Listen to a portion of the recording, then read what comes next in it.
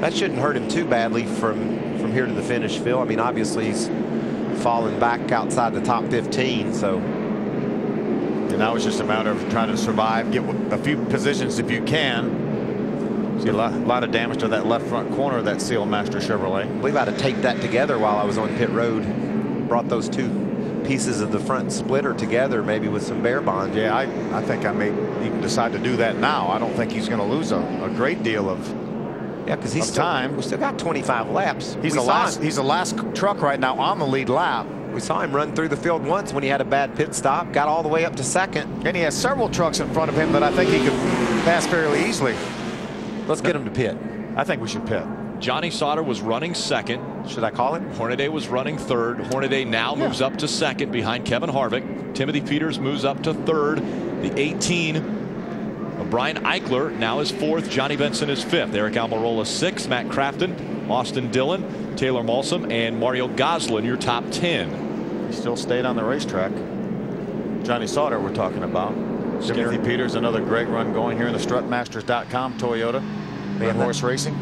That move he made on the last lap at Daytona was as good as it gets, wasn't it? He had decided he was going to push Todd Bodine to that win. Was happy finishing second. He said, tickle to death. Okay, that was my plan. Okay, here comes Jason White.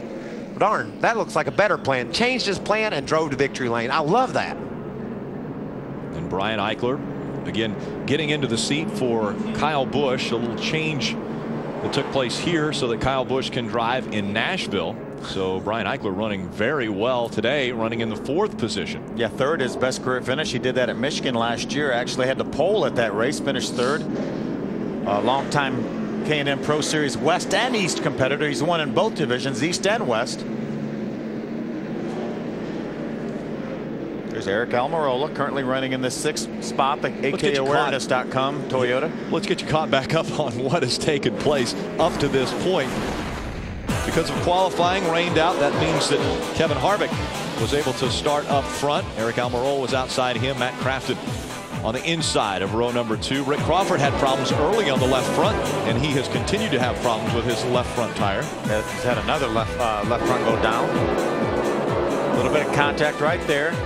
46 of Clay Greenfield gets turned around.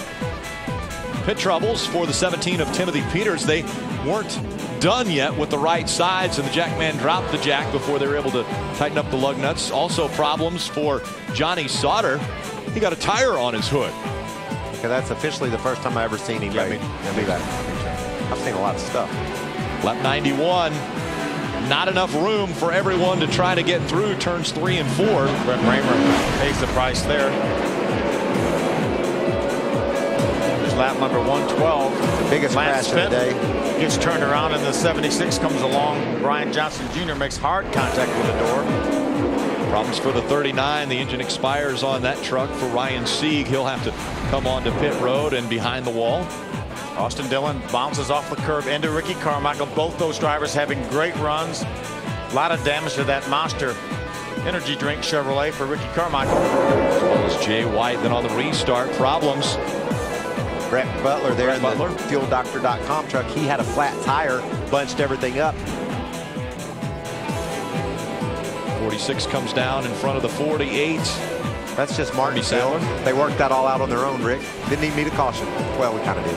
10th caution. It was Narain Karthikeyan in the 60. He gets turned around, can't get it refired and going quick enough. And then most recently, Hornaday into the back of Johnny Sauter. Sauter spins around and into the front of the 5 of Mike Skinner. That's getting you caught up here at Martinsville. After 229 of our 250 scheduled laps, Harvick out front. He has led 166 laps already. Very few trucks out of the race. Only 6 trucks being reported behind the wall right now. And while we see Kevin Harvick is our leader, he's been there most of the day. There's certainly been a whole lot of twists and turns in this plot. He was back to the 6th spot.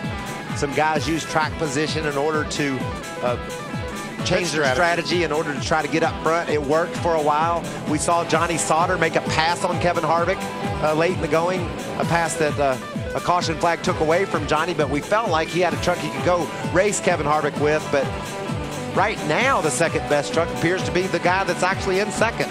So head to head, we got the two best trucks at the front of the field. This could be interesting. And oh, by the way, they're teammates. Well, for all your NASCAR news and fix, watch the Race Hub on Monday through Thursday, 7:30 Eastern.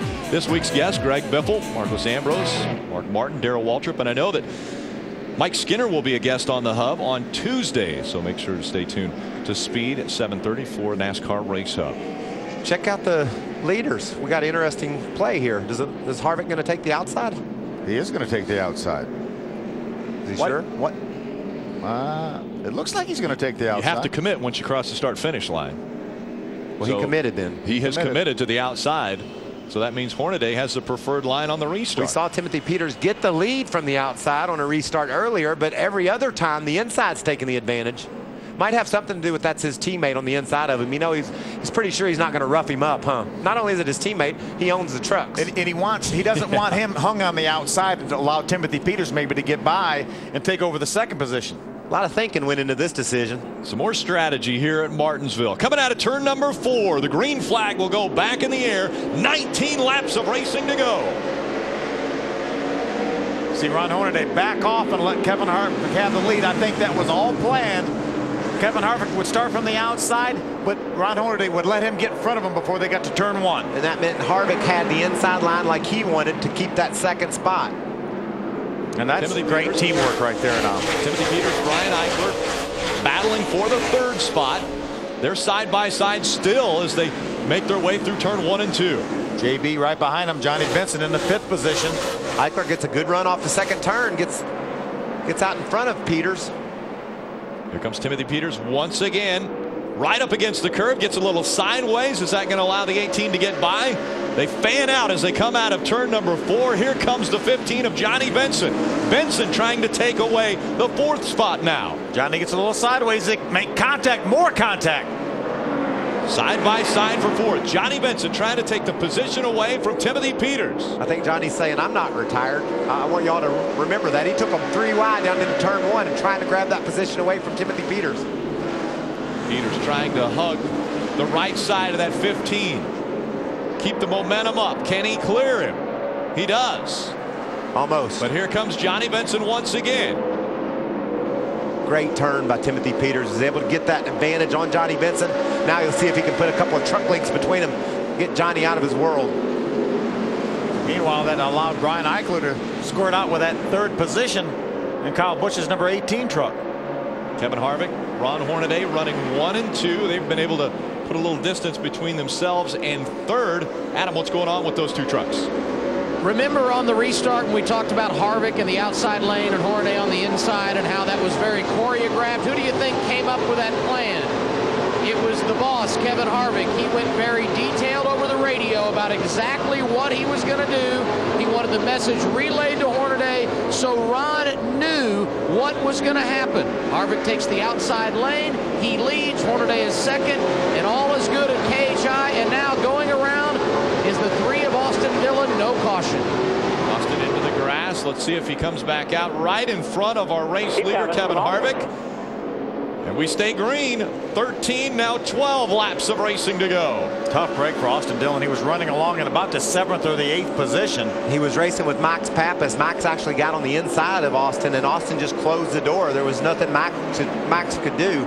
Max had the position away from Austin, and they came together when Austin tried to cut off Max. Check this out.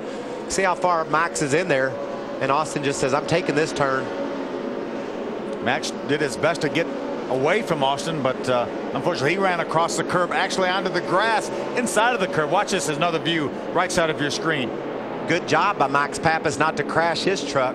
Jennifer Jo Cobb slowed down in turn 1 and 2. No caution, but she's going to struggle to get off turn 2. She may be able to get there. She'll turn hard left. Like it is. She turned hard left right now. She may be right okay. in the racing groove, and they still stayed green.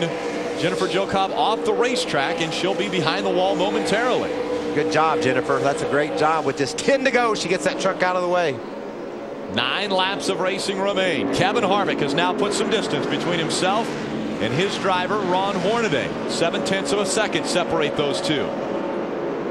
One of them started first and one of them started 31st, but it didn't matter. They both wound up at the front.